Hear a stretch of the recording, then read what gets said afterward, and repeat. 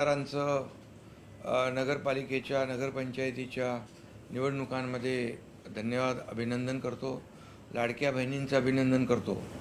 कारण या निवडणुकीमध्ये जसं लोकसभेमध्ये महायुतीला प्रचंड यश मिळालं, विधानसभेत देखील लँडस्लाईड मॅन्डेट मिळालं, तसंच या नगरपरिषदा नगरपालिका आणि नगरपंचायतीमध्ये देखील अतिशय दैदिप्यमान असं यश या आपल्या नगरपालिका आणि नगरपंचायतीच्या निवडणुकांमध्ये स्थानिक स्वराज्य संस्थांमध्ये मिळालं. असंच यश येणाऱ्या पुढच्या महापालिका निवडणुकांमध्ये देखील महायुतीला मिळेल अशा प्रकारचे एक संकेत या निवडणुकीमध्ये मिळालेला आहे. मी या निवडणुकीमध्ये पाहिलं की भारतीय जनता पक्षाने सेंचुरी मारली आहे आणि शिवसेनेने हाफ सेंचुरी क्रॉस केलेली आहे आणि शिवसेनेचा स्ट्राईक रेट देखील अतिशय चांगला आहे. कमी जागा लढवून जास्तीचा जागा या ठिकाणी नगराध्यक्षपदाच्या आणि नगरसेवकपदाच्या जिंकलेल्या आहेत आणि त्याबरोबर महाविकास आघाडी त्या एकूण सगळ्या जागांची बेरीज धरली तरीसुद्धा ती शिवसेनेच्या बेरजेपेक्षा कमी आहे. काही लोक म्हणत होते की शिवसेना फक्त ठाण्यापुरती मर्यादित आहे, तर शिवसेना आता ठाण्यापुरती मर्यादित राहिली नाही, तर शिवसेना घराघरामध्ये चांद्यापासून बांद्यापर्यंत पोचलेली आहे. हे या निकालावरून आता स्पष्ट झालेलं आहे. त्यामुळे मी माझ्या लाडक्या बहिणींना, लाडक्या भावांना, सगळ्याच लोकांना धन्यवाद देतो आणि अगदी छोट्या छोट्या शहरांमध्ये देखील शिवसेनेचा धनुष्यबाण या निवडणुकांमध्ये पोहोचलेला आहे आणि कार्यकर्ते जे उत्साहात कामाला लागले होते त्यांचा उत्साह देखील वाढलेला आहे आणि म्हणून सर्व कार्यकर्त्यांचं मनापासून अभिनंदन करतो की त्यांनी या निवडणुकीमध्ये प्रचंड मेहनत घेतली. आमच्या सर्व लोकप्रतिनिधींचं, नेत्यांचं, सर्व मंत्री असतील, खासदार, आमदार, पदाधिकारी या सगळ्यांना मनापासून धन्यवाद देतो की शिवसेना आणि धनुष्यबाण अगदी घराघरामध्ये पोहोचवण्याचं काम या छोट्या नगरपालिका नगरपंचायतीच्या निवडणुकांमध्ये आमच्या कार्यकर्त्यांनी केलं आहे. त्याबद्दल मनापासून मी त्यांचं अभिनंदन करतो. त्याचबरोबर मुख्यमंत्री देवेंद्र फडणवीसजी यांचंही मनापासून अभिनंदन करतो की भारतीय जनता पक्षाला देखील या निवडणुकीमध्ये चांगलं यश मिळालेलं आहे आणि नंबर 1चा पक्ष म्हणून त्यांना यश मिळालं आहे आणि शिवसेना देखील या निवडणुकीमध्ये नंबर 2 पक्षाच्या रूपाने या ठिकाणी महाराष्ट्रामध्ये समोर आली आहे आणि शिवसेना दिलेला शब्द पाळते. शिवसेना सर्वसामान्यांच्या अडचणी सोडवते. जसं लोकसभेमध्ये देखील स्ट्राईक रेट, विधानसभेत देखील शिवसेनेचा स्ट्राईक रेट चांगला होता, तसाच आता या निवडणुकांमध्ये देखील शिवसेनेचा स्ट्राईक रेट एकदम कडक राहिलेला आहे, चढा राहिलेला आहे. हाच स्ट्राईक रेट येणाऱ्या पुढच्या महापालिकेच्या निवडणुकांमध्ये देखील महायुतीचा राहील असा विश्वास या ठिकाणी व्यक्त करतो. आणि जे लोक या निवडणुकीमध्ये घरी बसले होते, ज्या लोकांनी कार्यकर्त्यांना वाऱ्यावर सोडलं होतं, त्या लोकांनी आणि मतदारांनी जे घरी बसले त्यांना घरी बसवलं, हे देखील या निवडणुकीमध्ये पाहायला मिळालेलं आहे. सर, ज्याप्रमाणे मंत्री आमदार यांनी काम केलं त्याचप्रमाणे तुम्ही देखील महाराष्ट्र अख्खा पिंजून काढलेला होता, सर्वच ठिकाणी सभा देखील घेतल्या होत्या आणि या सगळ्यातून आता हे यश मिळते. कारण विधानसभेला ज्याप्रमाणे 80 जागा तुम्ही लढवल्या होत्या, 60 जागांचं तुमचा निवडून आलेल्या आहेत.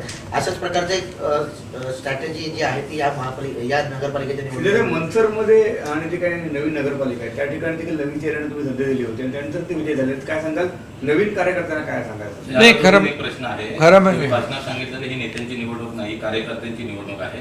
काय सांगाल, कार्यकर्त्यांचं कसं अभिनंदन? खरं म्हणजे ही कार्यकर्त्यांची निवडणूक, लोकसभा आणि विधानसभा ही आमदार खासदारांची निवडणूक असते, ही कार्यकर्त्यांची निवडणूक असते. कारण लोकसभा आणि विधानसभेत कार्यकर्तेच खासदार आणि आमदार निवडून देत असतात. त्यामुळे मी आमच्या नेत्यांना, खासदार आमदारांना सांगितलं होतं की निवडणूक आहे कार्यकर्त्यांची आणि ती कार्यकर्त्यांची निवडणूक गांभीर्याने घेऊन कार्यकर्त्यांच्या मागं उभं राहिलं पाहिजे. त्याप्रमाणे आमचे सर्व लोक कार्यकर्त्यांच्या मागं उभे राहिले आणि ज्या ज्या ठिकाणी नवीन नवीन कार्यकर्ते, काम करणारे कार्यकर्ते, सर्वसामान्यांची ज्यांची नाळ जुळलेली आहे त्या कार्यकर्त्यांना तिकीटं दिली आणि तळागाळातल्या सर्वसामान्य जनतेने, मतदारांनी शिवसेनेला भरभरून साथ दिली.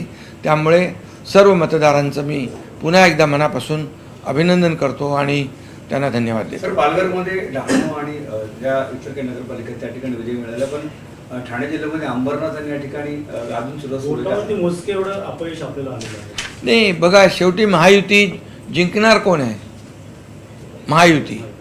त्यामुळे महायुतीमध्ये आम्ही काही ठिकाणी एकत्र लढलो, काही ठिकाणी वेगवेगळे मैत्रीपूर्ण लढलो, पण शेवटी जिंकणार महायुतीच.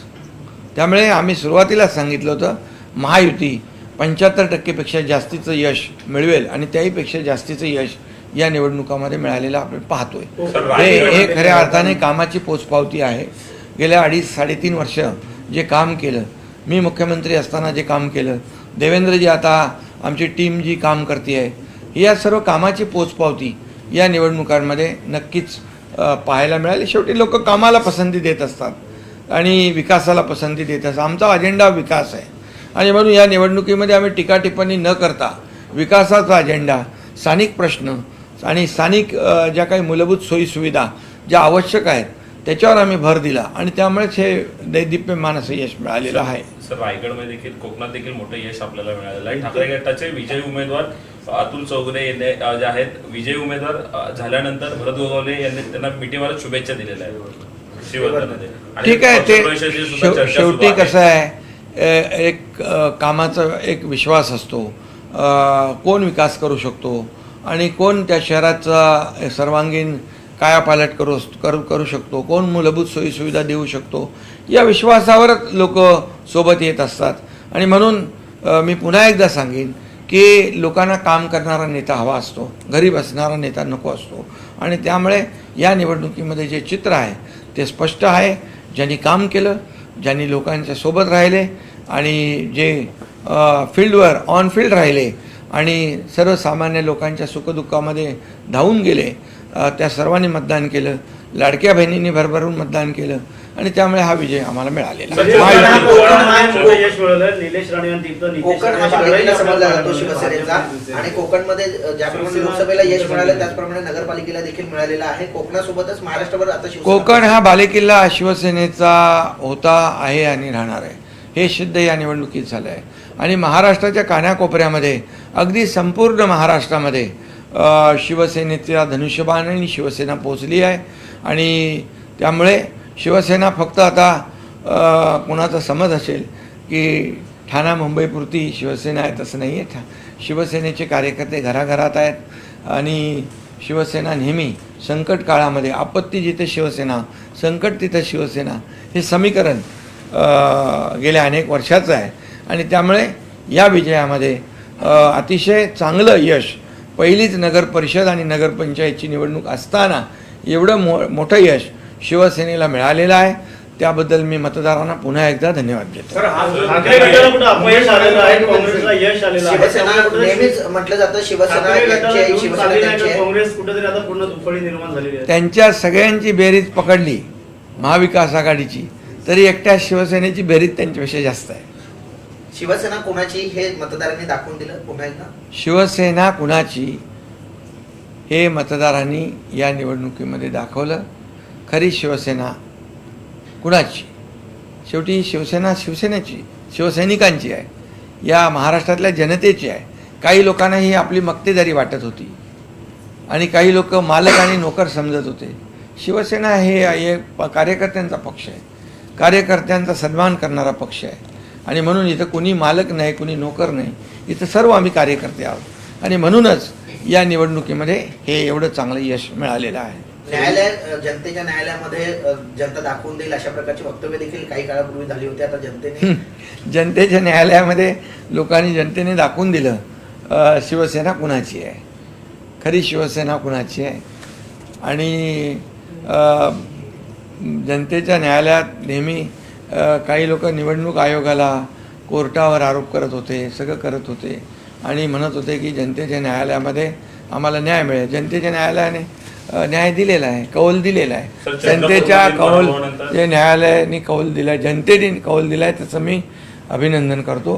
आणि त्यांचं स्वागत करतो. सर, चंद्रपूरमध्ये भाजपला पराभव झाल्यानंतर सुधीर मुनगंटीवार म्हणतात की काँग्रेसच्या नेत्यांनी त्यांना बळ दिलं, आमच्या पक्षाने आम्हाला बळ दिलं नाही म्हणून कुठेतरी हा पराभव झालेला आहे. नाही, काही ठिकाणी बघा पराभव होतो, विजय होतो, हार जीत निवडणुकीमध्ये असते आणि त्यामुळे जनतेचा कौल स्वीकारणारे आम्ही लोक आहोत. नगर पंचायत के जो चुनाव हुए उसमें शिवसेना ने जो स्ट्राइक रेट है वो कायम रखा है।